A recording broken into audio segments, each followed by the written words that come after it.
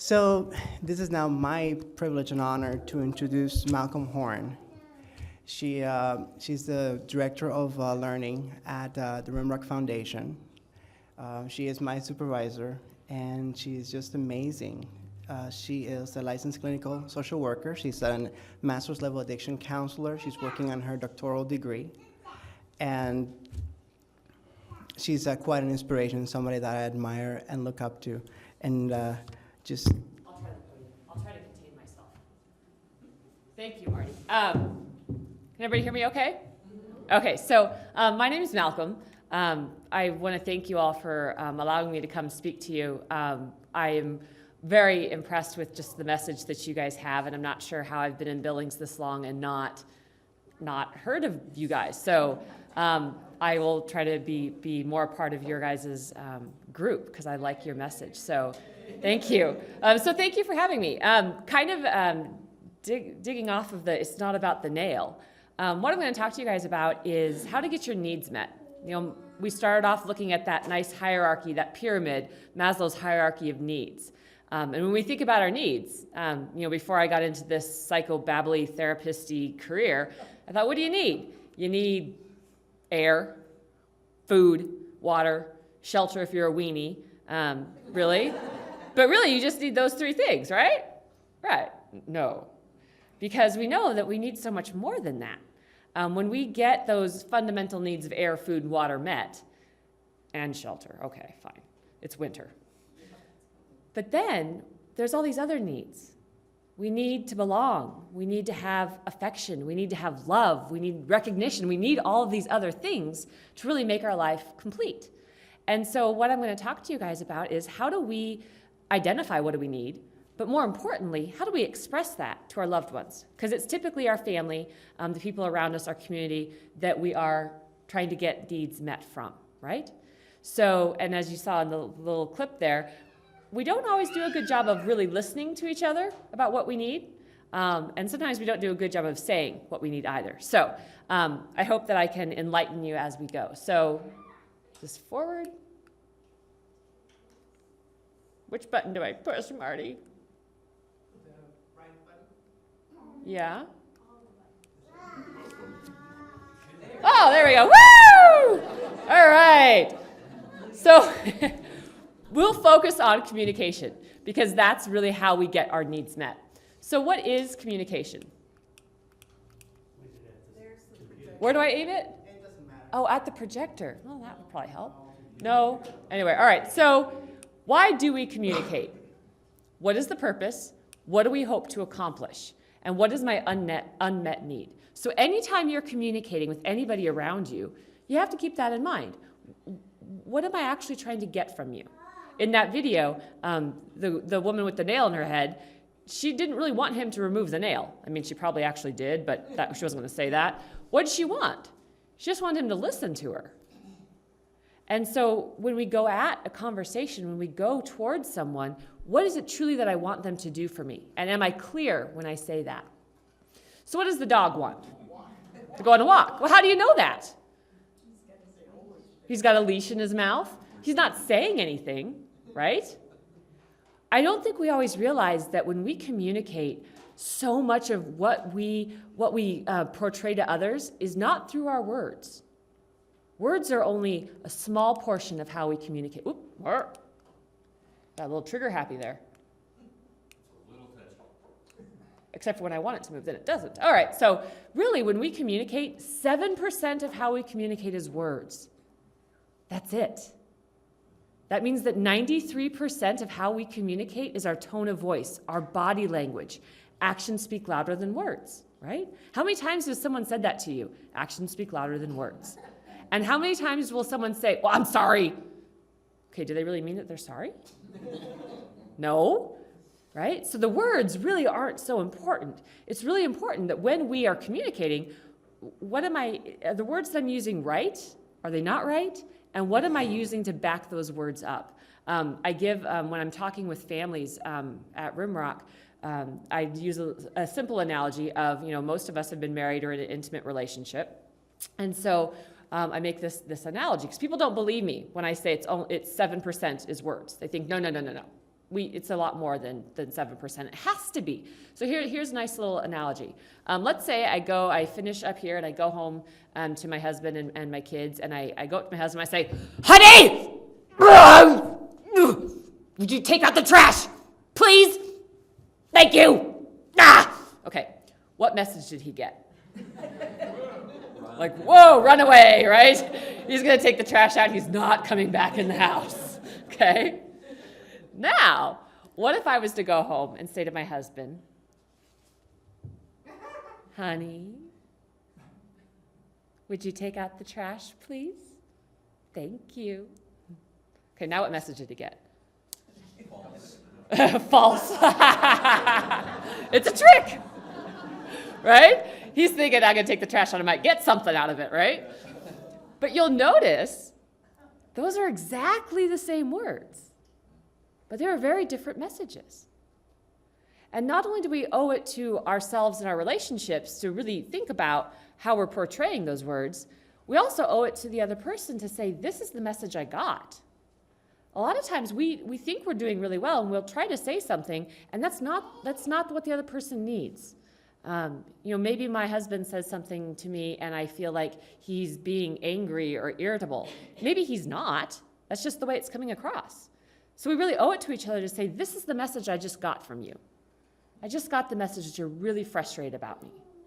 Okay? Because we don't always do that. What do? We just assume, oh, they're mad, and we sit on it, right? So, communication, there we go. A good quote, Romeo and Juliet is just another example of why communication within a relationship is so crucial. We all know how that ended, not very well. So particularly I'm going to emphasize in those intimate relationships, those close relationships, we're going to talk about the healthy and unhealthy ways to communicate. We're going to talk about how do we actually get our needs met from the people around us. Because when we're getting our needs met, we're happier people, we're more productive, we're able to meet our goals, not only as an individual, but as a society. So, all right, there's 2 techniques I'm going to talk about, and then there's 1 rule. And you can really forget about the techniques if you want, as long as you remember the 1 rule. The 1 rule, when you're having a fight or a conflict, is not to win. Not to win. If you go into a fight thinking, I'm going to make him see why he's wrong, I'm going to make her realize that she made a mistake, are we going to actually get anywhere? Probably not. We're going to end up having a fight, a real down and dirty fight. Whereas if I go into it thinking, I really want to listen to this other person's point of view. I really want to see why they feel this way. I want to understand it better. If we go into it with that, wow, we might actually make some progress. So the number 1 rule is not to win. Okay, so how do we actually do that? How do we accomplish that rule? There's 2 techniques, active listening and validating. Now they're actually really closely related. Active listening is also called reflective listening. It's called mirroring. It's when you repeat back what the other person said to you, okay? I'll give you an example. My husband one time, he spilt wine on a tablecloth, ruined the tablecloth. I got really pissed off. We started to have this fight. And it took me a few minutes to go, oh, wait a minute. You think that I'm angry that you ruined the tablecloth. And he says, well, yeah, but it's just a stupid tablecloth. Who cares about the tablecloth? I mean, we got it at the garage sale. It has a hole in it. Who cares about the tablecloth? Like, ooh, hey, you're right. I don't care about the tablecloth.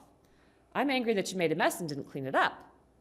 Oh, we were fighting about 2 totally different things. Does anybody ever do that? You realize that you both have 2 totally different objectives, 2 totally different points? Whereas if we did active listening, we wouldn't have that problem. I would say to my husband, okay, sweetheart, I'm really angry that you made a mess and you didn't clean it up. And he would say, okay, I hear that you're angry that I made a mess and didn't clean it up. And I'd say, yep, that's why I'm angry. Or, no, that's not why I'm angry.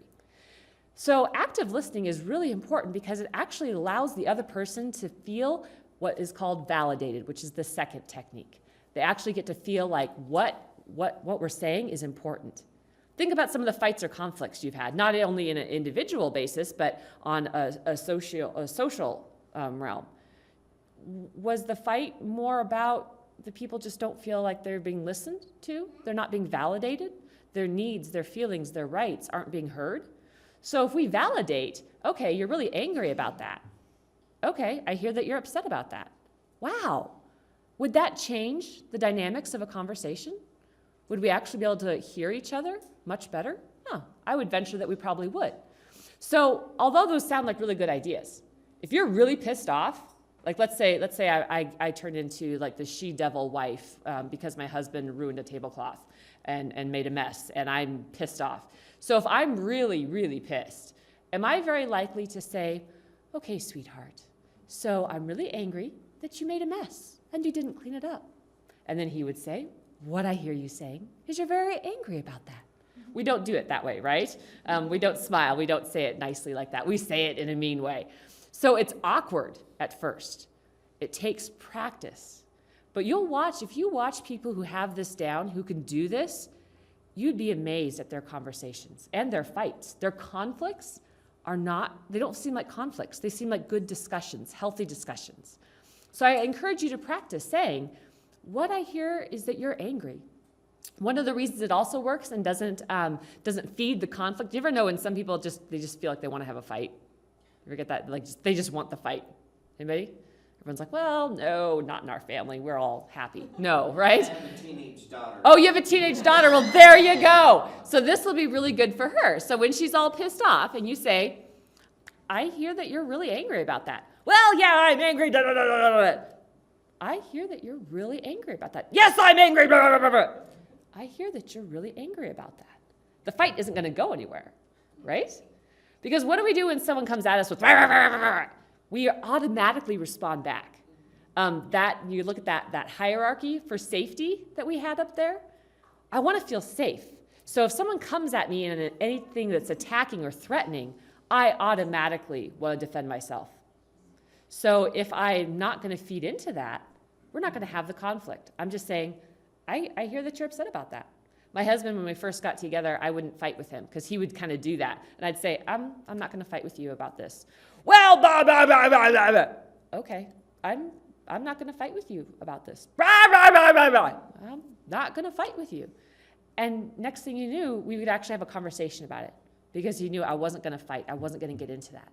So I really encourage people to practice active listening because that also means you're validating what the other person feels. They did that in that little video. He finally said, okay, well, that sounds really horrible. And she was all happy about that, right? How many times do you just want someone to hear your point of view? So most people don't listen. When it comes to that active listening, when it comes to that mirroring, you actually have to listen to what the person is saying and not listen just to have a rebuttal. Okay? That's what most people do. They listen so that I can have a counter. I listen so that I can come back at it instead of actually listening just to listen. Someone once said the real, if you're really going to listen to someone, it means you're willing to be changed by them. I'm willing to be influenced by what they're saying. So I have a little picture up there of those Chinese finger puzzles. Anybody ever try those? You stick your finger in, and you can't get it out, right? Everyone's pulling, and it just makes it worse. How do you get your fingers out of those Chinese puzzles? You give in. You go towards each other, and then you get released. So that's what we have to be able to do. Even though I may not like what my husband is saying to me, if I go towards him, if I go into that conversation thinking, I'm going to listen to what you're saying, and I'll be willing to be changed by it. Maybe I'll be influenced by it. Wow, it's going to be a much different conversation, and that relationship is going to be stronger because we're no longer on two different sides. We're on one side. We may have different opinions on the side, but we're a team. Okay, does that make sense? So how do we actually do it? First of all, don't talk. Sounds kind of funny, but when we're having a fight or a conflict, what do we want to do? We want to jump on the other person. I know this was a election cycle just recently. If you ever watched those debates, do you think the other person was actually listening to what the opponent had to say? Or were they just listening for keywords so that they can then look at their little cheat sheet and find their perfect rebuttal, their pithy comment? They weren't really trying to listen. They were having a true debate. So how to actively listen? You have to actually shut your mouth, which can be hard, right? So you actually have to shut your mouth and listen to them. And listen so that you can actually be able to repeat what they're saying, okay? You have to be able to repeat back what the person is saying, because that way, wow, you actually did hear what I'm saying to you. Impressive. Be willing to be changed. Validate their point of view. You don't have to agree with it. People get really confused by that. They think, well, if I validate what you're saying to me, then I'm agreeing with you. Well, no, you're not. My husband could say, I think cheese pizza is the best food in the world. And I could say to him, okay, I hear that you think cheese pizza is the best food in the world. I may think cheese pizza is perfectly disgusting, but I can still validate that that's his opinion. That's what he feels. How would it work if I didn't do that? If I said, are you crazy? Cheese pizza is not the best food in the world. What is wrong with you? What would happen? He would feel attacked. He wouldn't feel validated. Next thing you know, he's going to be bringing cheese pizza home every day after work, right? Just to make that point that cheese pizza is the best.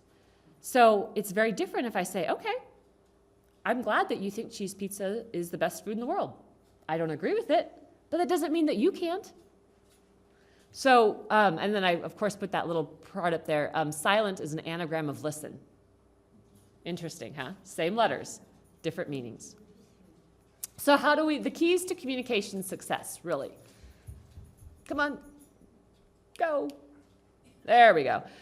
Solvable problems have no underlying agenda or conflict. So if there's a problem that needs to be solved in a relationship, there isn't an underlying agenda.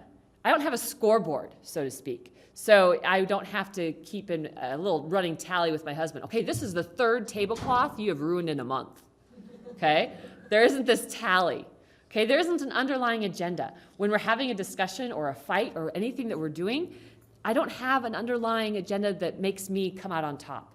How many times do we have a scoreboard in the relationship? Well, it's your turn to do the dishes because I did them yesterday. Okay, who cares? It's our house, it's our community. The dishes need to be done. The trash needs to be taken out. Whatever it is. We shouldn't have to have a fight about whose turn it is. So there shouldn't be an underlying agenda, and it should just be for the purpose of love, of communication. When my husband sends me flowers at work, what is he saying to me? Your office is really drab, honey. Is that what he's saying? What is he saying if he sends me flowers at work? I've screwed up. Well, yeah, there's usually that too. Or I bought something I shouldn't have bought. But he's saying, I love you. I'm thinking of you. Now, he doesn't keep a little diary of, okay, I sent her flowers on the 15th, so therefore, I should get something in the next couple weeks, right? She's going to do something nice for me. He's just doing it because he wants to. Think about the true acts of love that we see every day. Is the person expecting anything in return? Not usually. So there shouldn't be an underlying agenda. Conflicts often start on the same emotional note as they begin. So if I remember going back to that first slide of when we communicate, what am I really trying to get across? So if I feel really hurt, and I use the analogy of my husband because he's simple, he's easy prey. So with my husband, let's say I'm really frustrated about something. I'm hurt, I'm angry. If I go stomping into the room, yelling and screaming about it, is he going to hear me? Probably not.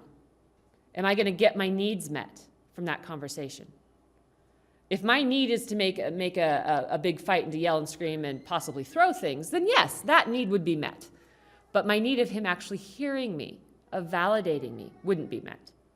So I have to think, if I really want that need to get met, I have to maybe calm down and speak to him. Say, when you did X, Y, and Z, I was really hurt. It was really hard on me. He's going to be able to hear that much better than me yelling or screaming. So it goes back to, even though I may want to yell, scream, throw, kick, is that going to get my need met? Probably not. So I need to start the conversation on the same note as I want it to end. And how do I want it to end? I want it to end with, what, happily ever after and all that hoo-ha? No, I want it to end with us coming to an agreement, to our relationship being stronger. So I need to go into it with that idea, not with, I'm going to make him send me flowers every day for the next year, right? That's not the agenda. Soften your startup. Make sure that you present something that is important, and make sure that the person is in a place that they can hear you. Certainly there's timing, right? There's probably, for all of you in here, there's a good time of the day to talk to you and a not so good time of the day to talk to you. So people are laughing, right? My husband, in the morning, before he's had his coffee, I could pretty much tell him I'm carrying Brad Pitt's love child. And he'd be like, oh, good job, honey, that's great. He is not paying attention, okay? And I'm just the opposite. After like 8 o'clock at night, I'm done. I don't want to do anything constructive, anything important. I don't want to think. I'm done. And my husband has actually come into the bedroom when I'm basically asleep and like poked at me. Hey, honey, are you awake? Oh, good. Hey, do you think we should refinance the house? I don't care. I'm half asleep. So knowing that if I really have something important I need to talk to him about, I got to go find a good time to talk to him, not first thing in the morning, a time when he's not stressed. Because once again, what is that underlying need? I need him to listen to me. I need him to hear me and validate what I'm saying. And I'm not going to do that first thing in the morning before he's had his coffee, right? Of course, then I would have a really good excuse to start a fight. I tried to talk to you, and you didn't listen to me. So if my underlying agenda, if my need is to start a fight, well, okay. But usually that's not really what we want. We just want to be heard. Okay, so aside from finding the right time, with being clear about what you need, you actually have to make sure in your head you know what you want and that you can portray it. Because when we send mixed messages, and of course we've all heard, men are from Mars, women are from Venus, or whatever. So sometimes we think we're being really clear about what we're saying, but sometimes we're not. Okay? So make sure that you know what you need and that the other person actually understands what you need. Okay? You have to be able to make sure that that is being heard, that you're being clear and concise. This is exactly what I need. If you want me to be a happy wife, you need to do X, Y, and Z. Okay? Being clear about it. So, more keys. Learn to receive repair attempts. This is tricky because when you're mad, pissed off, you have a little bit of a grudge there, and the person's trying to apologize. Well, let's say my husband sends me flowers at work, but he doesn't send me the right kind. So now I can be mad at him that, well, that's nice that you tried, but obviously you don't know me very well because you obviously sent me the wrong flowers. Okay, I need to peel it back. I need to say, he was trying to make a repair attempt. He was trying to make it better. And I need to recognize that and validate that. So we need to be able to recognize when they're making a repair attempt, and we need to accept it. It may not be the way I want it. Okay. One time, my husband, a few years ago, he thought that it'd be really, really good. He thought that I would like to have a handgun. I already have a handgun, but he thought, you'd like to have another one, right? So he came home and he told me all about this great present he got me for Christmas that he got it at Scheels, and I was really going to like it. And he finally told me that he'd bought me a gun for Christmas. And I was like, oh, okay. That's nice. So for Christmas, I'm going to get you a pair of diamond stud earrings, okay? He wanted the gun. I had to be able to recognize that's what you wanted, and that's fine. There's nothing wrong with that. But you can't make it something for me, okay? So being aware of repair attempts, taking them in. I see a lot of people kind of smiling and laughing throughout this presentation. That's good. Humor actually keeps us together. And we can take something that could be a fight or a no-go, and we could make it into something that could be strength, that could be stronger. I'm not my husband's first wife, and that doesn't always sit very well with me. But I'm okay with it. I can accept it. So my husband, being the way he is, very loving man, very, very smart. One of those people who has more intelligence than I know what to do with. But when it comes to expressing his emotions, he's an idiot. So he said to me, well, you're my favorite wife so far. Okay, so now that's become our running joke. I could have chosen to make that a point of contention. I could have chosen to make that a problem. But I paid attention to what he was trying to communicate. He was trying to communicate to me that I was his favorite wife. Okay, I have to take it at that. So I have to be tolerant of their faults. I have to be willing to take those repair attempts. I have to be able to take them in, accept them. And of course, now that's a running joke in our relationship. I joke that you're my favorite husband so far. My next one will be husband 2.0. It's a good, it works really well. So you can take those faults and actually make them strengths. Address the behavior, don't attack the person. So if your spouse or someone that you work with or your kid does something that you don't like, focus on the behavior, not the person.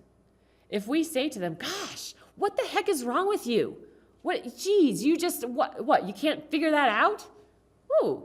So I'm basically just telling them that they're stupid. Nobody wants to be told that. Whereas if I say this behavior, I'm concerned about this behavior. Tell me more about the behavior. What happened with that? Why did you do that? Let me know. I'm talking about the behavior. I'm not attacking them as a person. So if my husband doesn't take the trash out, instead of saying, you good for nothing, lazy SOB, why'd I marry you? You're such, and now I know why that other lady divorced you. I get it now, right? I could attack his character, or I could say, I'm really frustrated you didn't take the trash out. I thought I asked you to. Maybe I didn't. So I'm going to say it now. Could you please take the trash out? I'm going to talk about the behavior, not attacking the person. Because really, what do we all want? We all want to be listened to. We want to be validated. We want to be acknowledged as people with feelings and needs. So we need to be able to give that dignity and respect to the people that we're talking to. Whoops, a little too fast there. So I like this one because people tend to get very black and white. I don't understand these couples that fight and a minute later change their Facebook status to single. I fight with my parents, but you don't see me change my status to orphan. Okay? We have to be willing to recognize that, if you're in a relationship, they will occasionally piss you off. They will occasionally let you down. Goes with the territory. So when people are all mad that, well, they didn't do something right, I'm like, so? Not everybody does stuff right all the time. So paying attention to, ultimately I chose this person. Whether it's a significant relationship, whether it's a child, parents, you still choose to have them in your life. So recognizing I chose this person, and just because they make one mistake or two mistakes doesn't mean I'm going to unfriend them. Doesn't mean I'm going to X them out of my life, because nobody's perfect. I've made mistakes. We've all done it.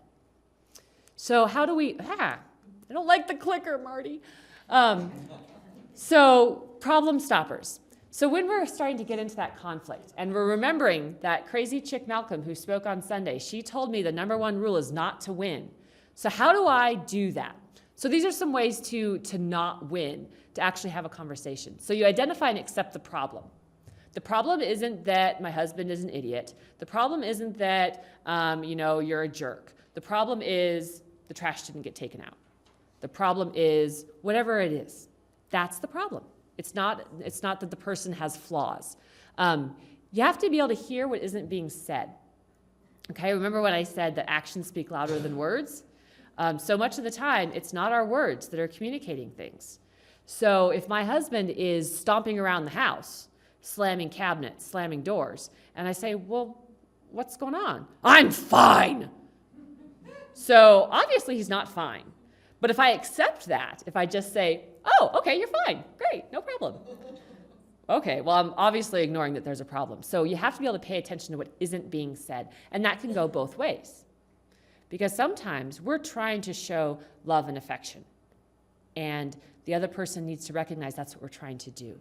When I say, my husband, I had to go on a long drive yesterday. So what did he do? He checked the air in my tires. He cleaned the windshield off. He, made sure that the oil had been changed recently. Does all these things, right? And of course, me, I'm like, come on, hurry up. Dude, I got to get going. I need to get on the road. I needed to stop and recognize. That's how he's trying to say, I love you. I want you to be safe. Okay? So pay attention to what isn't being said. Pay attention to the behaviors of the person. Separate issues from people. Once again, most of us, we have differences of opinions. I may not agree with you. That's okay. But I can still validate you as a person. I can still give you as an individual respect and dignity. I don't have to agree with your opinion. That's okay. Be open to various solutions. This was hard for me. What, my way isn't the right way? There's more than one way to do something? Having to be aware that when we're in a relationship, and once again, whether it's an intimate relationship, whether it's parent, child, aunt, uncle, cat, Whatever the relationship, there's more than one solution, and I need to be open to them. And apologize. Be able to say, I'm sorry. Think about some of the conflicts that may have happened in your life. If the other person simply would have said, I'm sorry, would that have really changed the whole dynamic of the conversation? Suddenly it wasn't about winning or losing. It was about being a team, being a couple, being a relationship, being whatever it was. So being able to apologize. And in our families, we don't always do a good job of it, right? I know if I'm at Walmart and I step on someone's foot, I say things like, oh my God, I'm so sorry. Are you okay? I didn't mean to step on you. Are you okay? I'm so sorry. I didn't mean to do that. Are you sure you're okay? I'm so sorry. Okay, I'm sorry, right? You know, and then I step on my husband's foot and I say something like, what a stupid place to put your foot. Didn't you know I was going to put my foot there? You're crying. You know what? You stepped on my foot last week and I didn't cry, right? Instead of simply saying, wow, I let you down. I hurt you. It's okay. It actually makes the relationship stronger when both parties can say, I made a mistake. I let you down. I didn't listen. So be willing to apologize and to accept the apology. How to not get your needs met. These are 4 things that come up that really will make it not about there being a happy copacetic ending. These are things that will make it a fight. And a fight where there has to be a winner. Sarcasm. And sarcasm can be healthy. Sometimes we use it as a joke, right? Like when I say to my husband, you are my favorite husband so far. Okay, I can be a little sarcastic. Sometimes that's okay. But often, sarcasm leads into criticism and contempt, which are the next 2 up there. And if I'm criticizing, I'm not criticizing a behavior. A criticism is a direct personal attack. I'm criticizing you. And of course, contempt is that resentment. They go right hand in hand. I feel resentful. I did the dishes all last week, and you didn't. I'm going to hold on to that like a grudge. And we all know what happens if you hold on to those things. They become toxic. So if you're starting to notice in any relationship, or someone in the community, your boss, any relationship, if you're starting to see this criticism and contempt and resentment seeping in, you need to pay attention to that. What do I need to do differently? How can I resolve that? Because no relationship can be healthy. No needs can be met if there's this underlying, this underlying feeling of criticism, contempt, or resentment. Whoops, go back. Maybe. There we go. Okay, so ultimately, we say thank you a lot. Do we mean it? Do we show it? I would encourage every single one of you today, when you're done here, go home, write down the people in your life, the important relationships, your boss, your kids, your anything. Start to write down why you're grateful for that person, what they do that's important to you, why it is that you choose them, because you are choosing them. What are you grateful for? And let them know that. Because often we don't do a good job of telling each other what we appreciate about the other person. My husband can always tell when it's family week at Rimrock because I'm doing this gratitude listing all the time with him. Oh, I appreciate that you do this. I love that you do this. I'm really grateful about this. And he'll look at me like, it's family week, isn't it? I'm like, yes, it is. And so I'm practicing what I preach. I'm being able to say, I'm going to validate and recognize all the things that I'm grateful for in this relationship. So I hope this was helpful for you guys. Pay attention to what do you need? How are you communicating that need? And then being able to say, I'm grateful for this relationship and what I get out of it. So thank you very much for having me here. I appreciate it.